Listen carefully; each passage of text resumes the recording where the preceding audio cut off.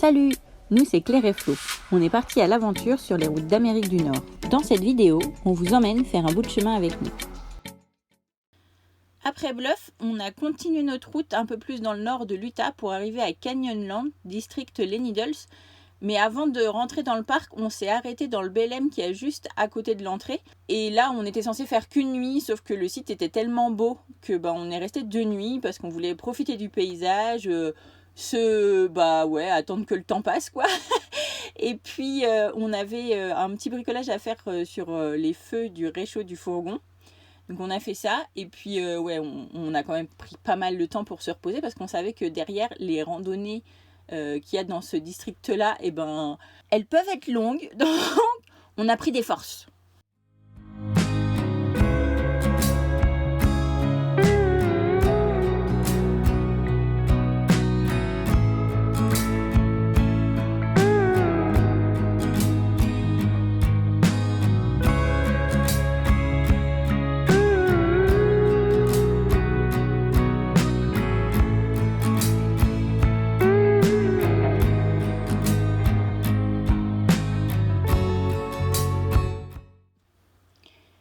Après un passage au Visitor Center et sur les conseils du ranger du parc, on est parti faire la balade d'Elephant Hill. Donc ça commence par une piste en terre, qui est pour le coup en super bêta, et qui offre déjà un panorama juste dingue. On était déjà subjugués par le paysage rien que sur la route. Donc ça s'annonçait plutôt bien pour la balade.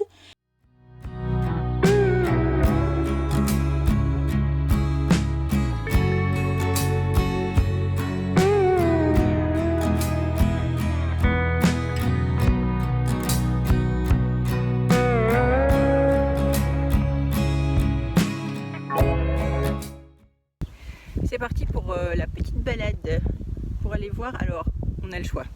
C'est 5 km sur un allée pour aller voir un point de vue. Après, il y a une boucle qui fait 7 km. Et après, il faut faire le retour de 5 km. Donc, soit on s'arrête au point de vue et on se fait une balade de 10 km, qui est déjà pour nous, c'est bien. Soit on se fait les 17 là. Soit on est motivé et on fait les 17. Mais bon, comme on est très très organisé, on part, il est midi quoi. Voilà, donc on verra bien.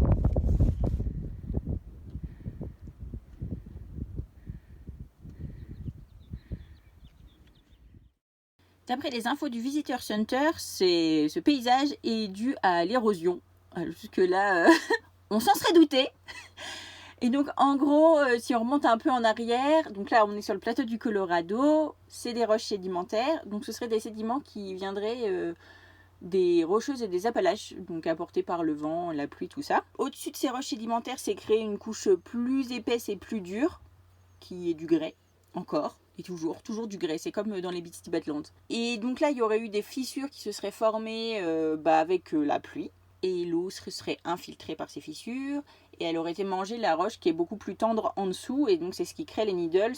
Ou alors ces formes de champignons, parce qu'en fonction de la résistance des roches qu'il y a dans la colonne, ça fait des formes plus ou moins érodées.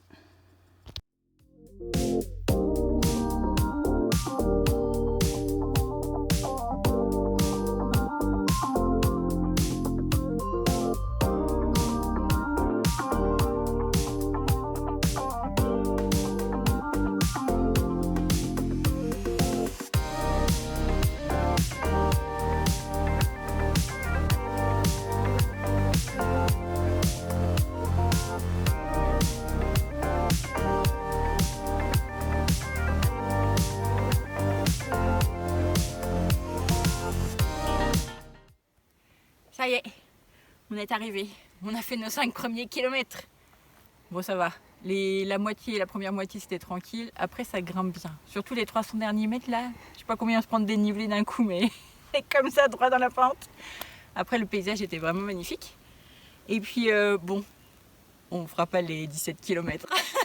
On a déjà vu des paysages superbes. Ouf.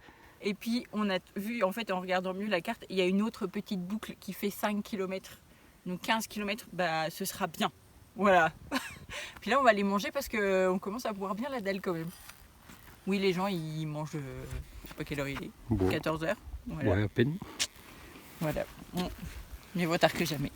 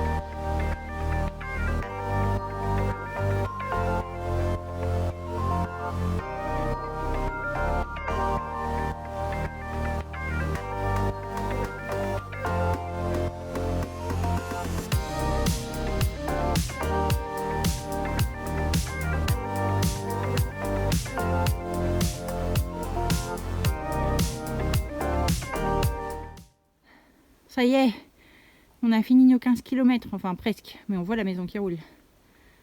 Ah, c'est bien qu'on ait fait que 15. Hein. Oui, Enfin, je sais pas ce que toi t'en penses, mais...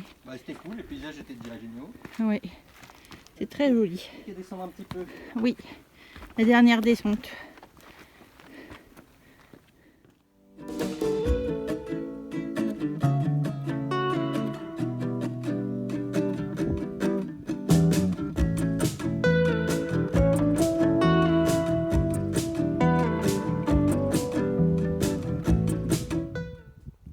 Deuxième jour et deuxième rando avec 17 km de prévu. Donc bah moi ça m'a clairement pas fait rêver, donc j'ai laissé Flo y aller tout seul. Et si la rando commence à peu près dans le même décor que celle de la veille, après ça se désertifie encore plus si c'est possible et ça devient beaucoup plus blanc. Et à la fin, le but de cette rando, c'était de voir le mélange de la Green River et du fleuve Colorado. Voilà, on a fini de visiter le secteur des Needles. Enfin, on aurait pu y passer encore, je pense, une bonne semaine, mais on a fini les randos qu'on voulait voir. Et donc là, on prend la direction du district Island in the Sky. On the Sky? In the Sky. Alors, on passe pour ça par Moab. Et là-bas, on va récupérer Internet, parce que dans les parcs, là, on n'a quasiment jamais de réseau. Et ce qui va nous permettre de réserver pour Arches National Park, parce que c'est un parc où il faut réserver. Et en fonction du créneau de réservation qu'on pourra avoir, parce qu'on s'y prend un peu tard, bah, soit on ira d'abord à Arches, soit on ira directement au deuxième district de Canyonland. Voilà. Puis on va en profiter aussi pour faire un petit peu des courses à Moab, parce que c'est pareil, c'est un petit peu la dèche. Parce qu'au final, on a passé 2 jours dans le parc à se balader, plus presque 2 jours et demi en dehors du parc, posé sur notre petit coin de terre rouge qui était trop beau. Donc il est temps de refaire le plein d'eau et le plein de vivres. Dès qu'on est arrivé à Moab, on s'est mis sur internet, on a regardé si on pouvait réserver les billets pour l'entrée du parc de Arches. Et là, pas de problème, il y avait de la place pour le lendemain. Donc en fait, on n'a pas enchaîné les 2 districts de Canyonland, on a été à Arches entre deux. Mais vous verrez Arches dans le prochain épisode.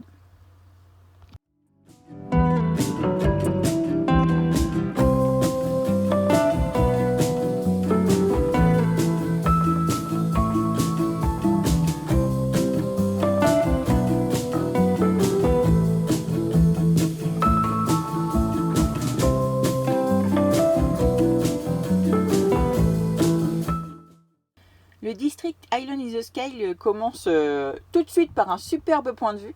Et on a été assez surpris parce que pour le coup, c'est pas du tout le même paysage que les Needles. Et on a été tout aussi subjugués par l'un que par l'autre. Même si je pense qu'on a une petite préférence pour les Needles.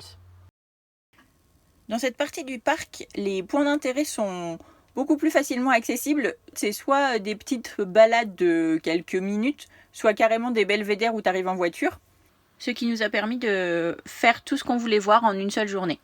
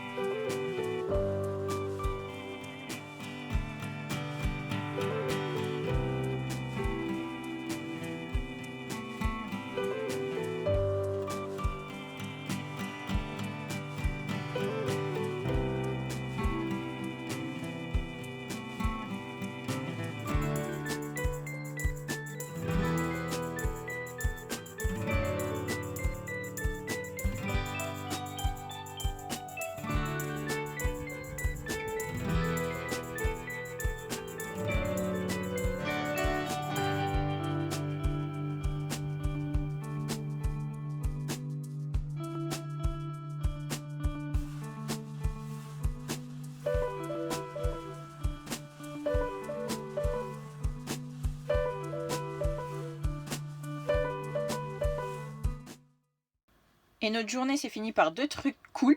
D'abord une observation de Bighorn Sheep. Alors ils n'étaient pas juste tout près de la route, mais on les voyait bien quand même. Et on s'est trouvé un très joli spot à côté de Dead Horse Point. Et ça, ce sera pour demain, mais pour vous, ce sera la semaine prochaine.